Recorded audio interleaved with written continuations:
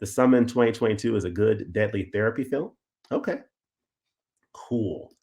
Awesome. All right. So we've talked about some Criterion recommendations, answered some questions. You may have some more questions to pop in, but let me jump into for just a few minutes and talk about this pretty awesome release that has recently come out. This is a film that I've heard a lot of great buzz around. This film here, The Worst Person in the World.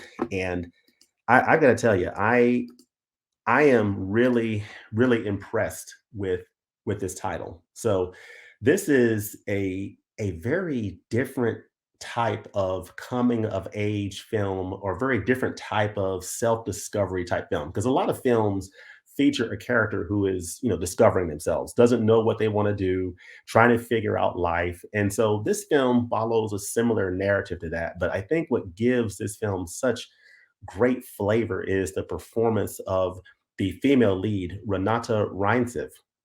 She really just brings so much to her role playing Julie in this film and the other male leads. So, part of the film deals with her managing relationships across different men in her life. So one of the men is played by Anders Danielsen Lee. He plays Axel. He's a comic book artist, and the other gentleman is played by Herbert Nordrum as Ivan. He's a very charismatic, like Starbucks type barista. So she goes sort of back and forth between these men, or actually starts off with one, ends up with the other, kind of goes back to one. So you sort of have that dynamic going on. But this film is about Julie, played by Renata Reinsve. And I'm going to share my screen here real quickly so you can see a little bit of what I'm talking about. And let me do a quick screen share. So this is going to get a little bit dangerous, me trying to do something technical. So oh, let's see if this works out. I hope it does. All right. Hopefully, you all are able to see this. This here is Renata Reinsve. So she plays Julie in The Worst Person in the World. And of course, she's in the Criterion closet. I highly recommend that you check out this video on the Criterion website. She talks a little bit about the films that she's picking out, and she also shares some perspective on or Robert Bresson, who is a director I haven't gotten into yet. He directed Pickpocket and I believe A Man Escaped. And so she shares a little bit of perspective on filmmaker Bresson and how that relates to the worst person in the world. And I thought that was really, really fascinating. But just click on that video and check it out. It's a very fascinating video. Of course, Renata Reinsve, she plays Julie in this film. She was nominated and actually won Best Actress at the Cannes Film Festival for her role in The Worst Person in the World. It's a 2021 film from director Joachim Trier, and it is a fascinating, fascinating film about a young woman who is entering her 30s. And she starts out in the medical field. She doesn't really want to do that. She then goes into photography and other pursuits. She meets this gentleman who is named Axel, who's played by Anders Danielsen Lee, and he's a comic book artist. She meets another gentleman named Herbert Nordrum, who is Ivan. He's a charismatic barista, as I said before. And so much of this movie is centered around Renata Reinsve's Julie figuring out what she wants to do with her life and in the relationships that she's getting into, what level of commitment is she comfortable with? Does she want to marry this man? Does she want to marry Axel? He wants to get married, he wants to settle down and have a family and have kids. She doesn't know if she really wants that or not. She doesn't really know what she wants. And she's even debating whether or not she even wants to be with him. And then, this other gentleman, Herbert Nordrum, comes into the play. He's a different type of a personality that is appealing as well. And so you see that dynamic of the tugging of this young woman's heart, trying to figure out where she belongs in the world, what she wants to do, who she is, and just discovering herself. So it's a wild and crazy type of a film that really just comes down to a character study in self-discovery. And it is not a completely unique concept because a lot of films do that, where a character is trying to discover themselves. But I think what's unique about this film is the way that it's executed and the way that the narrative plays out. It sort of takes you in unexpected directions, and the acting is so organic. It doesn't feel like acting. It feels like there's real emotion there. And I think there was a lot of improvisation in what they were doing, sort of with some of that Robert Bresson inspiration, just sort of just letting it happen on screen. Just the way that she emoted or showed emotion was very genuine, or at least it felt genuine to me. I mean, she was probably just acting, but it was very convincing. I'll say that. And it's the reason why she won Best Actress. And this is just a very fascinating film.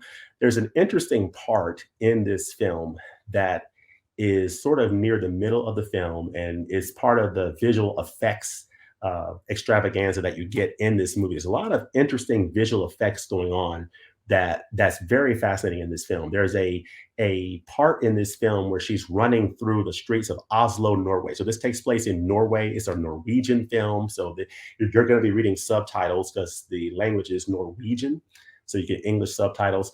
But she's running through the streets of Oslo, and everybody is frozen but her and this other gentleman that she's running to.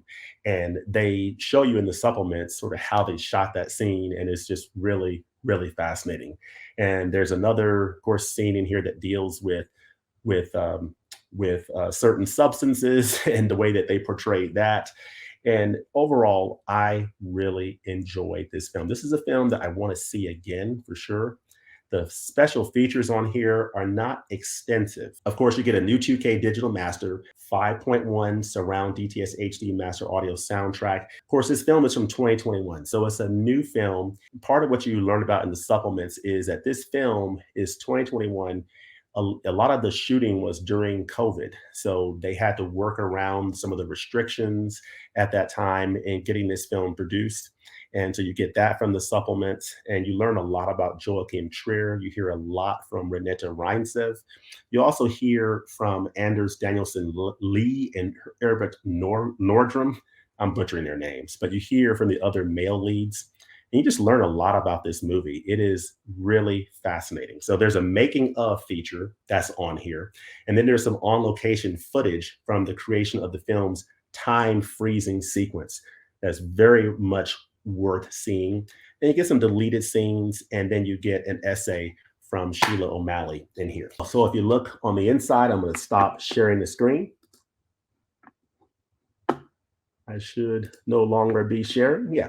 So on the inside, you get, of course, the disc art, which I really dig, and you get this this very interesting fold out. Of course, you'll see one of the men characters here.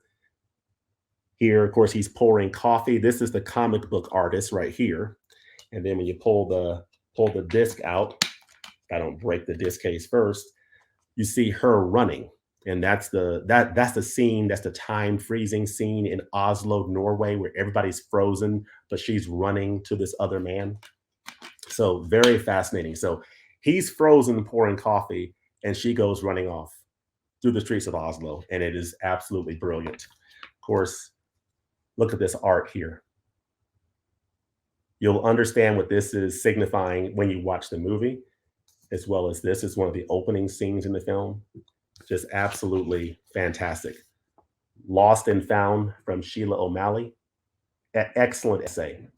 So from a special feature standpoint, it is not a stacked edition, but you do get a making of. You learn a little bit more about Joachim Trier, his filmmaking style. I'd never heard of him before. I watched this movie, but I was very impressed with it and impressed with these actors that I got introduced to.